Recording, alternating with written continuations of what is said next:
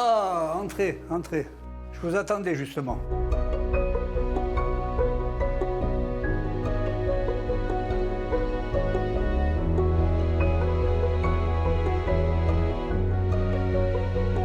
Oh, que ça me fait plaisir de vous recevoir chez moi. Je suis heureux de vous avoir avec moi. Installez-vous, installez-vous. Ah, mettez-vous à l'aise. On va passer un moment formidable. Merci d'avoir répondu à mon invitation. Lorsque j'invite quelqu'un chez moi, c'est déjà qu'il est déjà dans mon cœur, avant de l'inviter dans mon appartement, dans ma maison. Et j'ai intitulé cet entretien, ce partage, au coin du feu. Non pas que dans mon appartement, il y a une cheminée, mais je me souviens que mon grand-père, lorsqu'il voulait me raconter une histoire, il m'appelait. Il appelait tous ses petits-enfants et puis il nous racontait des histoires. C'était des moments formidables qu'on ne peut pas effacer de la mémoire. Et là, on a eu quelque temps eu la joie d'avoir et de voir surtout une émission à la télévision. Et j'aime bien les reportages, ils sont très enrichissants. On pose des questions à un pépé qui est dans les Hautes-Alpes, dans un tout petit village, et en plus, sa maison est très éloignée de son village. Alors, cette émission, bien sûr, il y a des journalistes, il y a des photographes, tout ça, puis ils apprennent que ce petit pépé-là est isolé, et ils vont vers lui, ils demandent l'autorisation de l'interviewer, et ils posent des questions toutes simples, raisonnables. Bon. Et puis, alors, ils demandent, monsieur, est-ce que vous ne vous sentez pas seul, isolé, loin du village, tout seul? Et on a appris que vos enfants sont très loin, que votre femme a disparu. Le pépé de répondre, je ne suis jamais seul. Et il montre ce que vous voyez devant vous, une Bible. Et ça m'a interpellé. Cette histoire est dans mon cœur depuis très longtemps, que j'ai partagée avec vous, et qui nous amène à, justement, ne vous sentez plus jamais seul.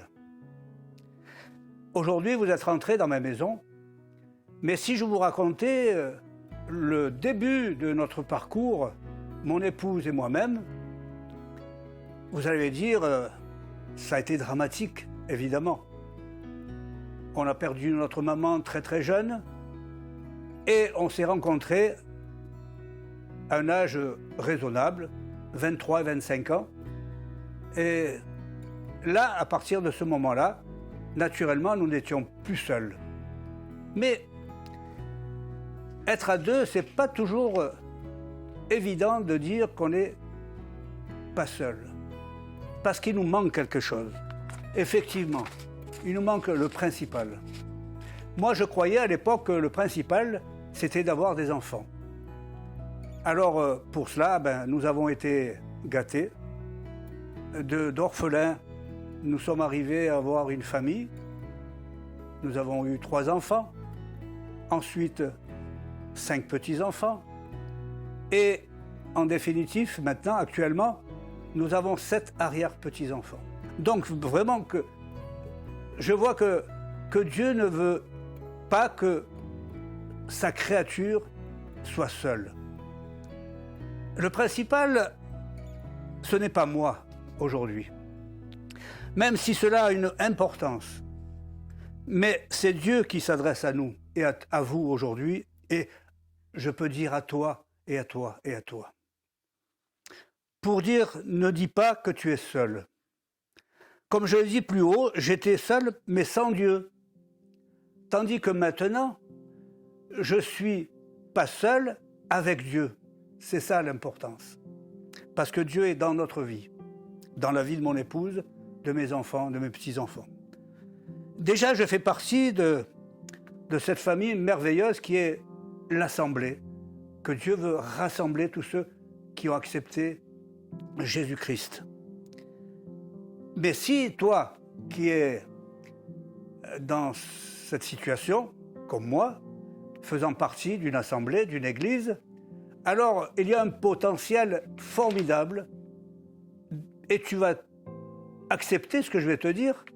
C'est-à-dire que tu ne peux pas dire que tu es seul alors que tu as un potentiel de frères et de sœurs autour de toi, sur qui tu peux t'appuyer, sur qui tu peux te confier, et qui, eux aussi, se confient en Dieu pour répondre à tes soucis, à ton inquiétude, à ce sentiment d'être seul. Mais à toi et je m'adresse à vous qui êtes devant moi, bien sûr, mais il y a très certainement quelqu'un qui vit vraiment très très seul. Je veux dire un célibataire ou une célibataire, et qui se sent vraiment désœuvré. Alors, là aussi, comme je l'ai souligné, je parle de Dieu bien sûr, je parle de Jésus, qui dit qu'il serait avec nous tous les jours jusqu'à la fin du monde. C'est dans Matthieu, si vous avez la Bible, vous pouvez lire, c'est le chapitre 28 et le verset 20. Je serai avec vous tous les jours jusqu'à la fin du monde. Et aujourd'hui, il peut te dire à toi ou à vous, je serai avec toi tous les jours. Et à vous, je serai avec vous tous les jours. Et là, pour appuyer ce que je dis, je vais prendre donc cette Bible qui est devant vous pour vous citer un passage d'un psaume, le psaume 46. Il est dit ceci: Dieu est pour nous un refuge et un appui, un secours qui ne manque jamais dans la détresse. C'est pourquoi nous sommes sans crainte quand la terre est bouleversée et que les montagnes chancellent au cœur des mers, quand les flots de la mer mugissent, écument, se soulèvent jusqu'à faire trembler les montagnes. Il est un fleuve dont les courants réjouissent la cité de Dieu, le sanctuaire des demeures du Très-Haut. Amen. C'est un refuge que nous pouvons trouver en Dieu. Alors ne soyez pas ébranlés ce matin, aujourd'hui en tout cas. Un ancien chant nous disait, qu'on aimait souvent chanter, un tout petit chant, jamais seul avec Jésus. Jamais seul avec Jésus sur le chemin du salut. Et vraiment, je le répète encore, réfugiez-vous dans le Seigneur parce qu'il a encore des surprises à vous communiquer dans le domaine du refuge, d'un abri sûr. Alors là, maintenant, c'est plus moi qui parle, mais c'est les prophètes. Alors j'ai recopié ce qui est dans la Bible, bien sûr. Le prophète Ésaïe dit dans le chapitre 41 au verset 10, « Écrit et fait parler Dieu, et c'est Dieu qui parle et qui dit, « Ne crains rien, car je suis avec toi. Ne promène pas des regards inquiets, car je suis ton Dieu. Je te fortifie, je viens à ton secours, je te soutiens de ma droite triomphante. » Et là, la droite triomphante, il faut comprendre que c'est Jésus-Christ. Jésus est la main droite de Dieu. Il est celui qui nous fait connaître l'évangile qu'il a annoncé quand il était là sur la terre.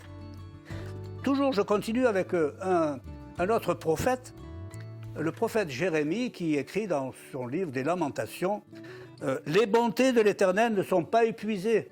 Les bontés de l'Éternel ne sont pas épuisées. Ses compassions ne sont pas à leur terme, c'est-à-dire elles ne finissent pas.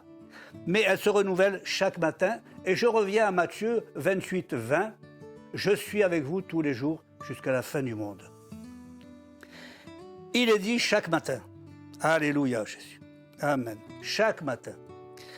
L'apôtre Paul écrit une deuxième lettre à une église, l'église de Corinthe, chapitre 1er, versets 3 et 4. Béni soit Dieu, le Père de notre Seigneur Jésus-Christ, le Père des miséricordes, et le Dieu de toute consolation, qui nous console dans toutes les afflictions, afin que par la consolation dont nous sommes l'objet de la part de Dieu, nous puissions consoler ceux qui se trouvent dans l'affliction.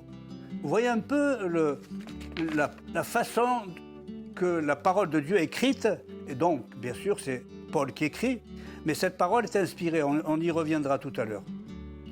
Cette parole inspirée nous dit que, d'une part, il va nous consoler, que Dieu va nous consoler dans notre affliction, dans nos afflictions, dans notre solitude, et ensuite, nous qui serons enrichis par la présence de Dieu, par la présence du Saint-Esprit, et qui nous fait comprendre que c'est Dieu qui était là pour nous faire du bien, nous consoler, et alors dans nos afflictions, et alors à notre tour maintenant, nous qui sommes forts, maintenant qui sommes forts, nous allons consoler ceux qui sont faibles, ceux qui sont dans l'affliction.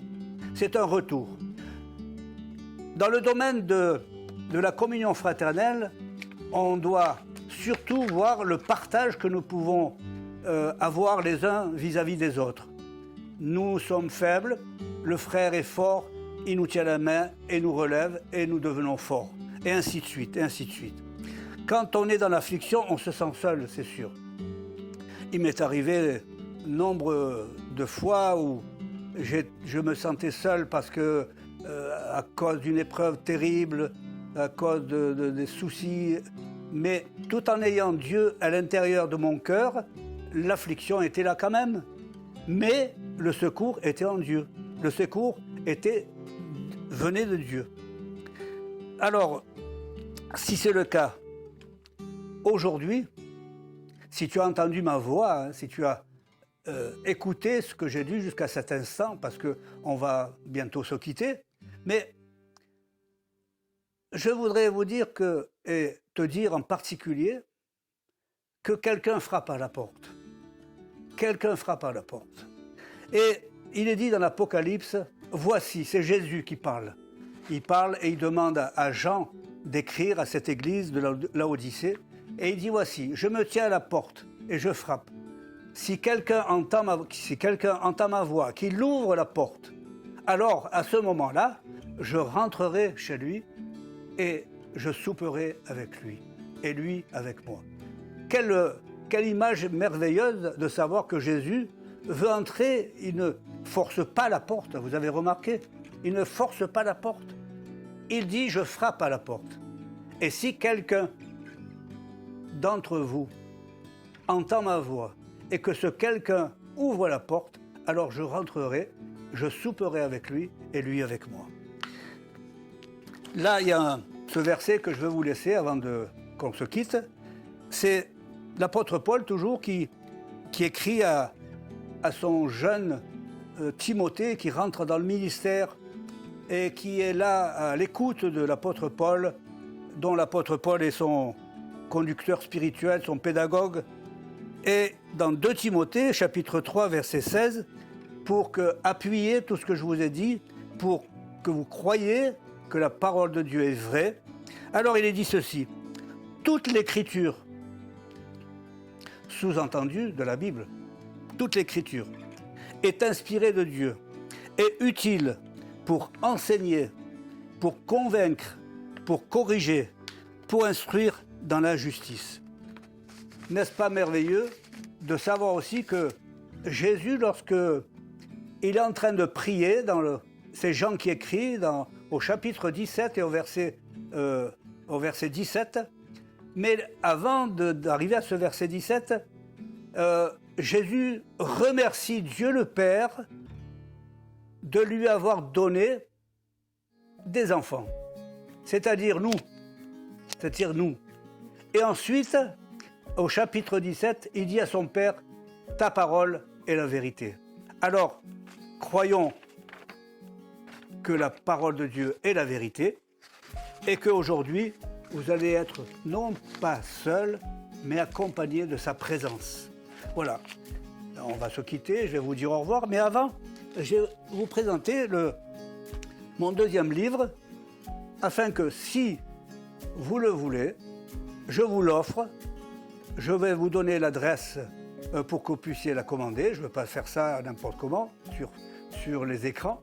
Mais au moins, cette adresse, elle est connue de tous. Alors, c'est Église Source de Vie, 128 rue de la Madeleine, 83 600 à Fréjus. Que Dieu vous bénisse et surtout, ne soyez plus jamais seul. Amen.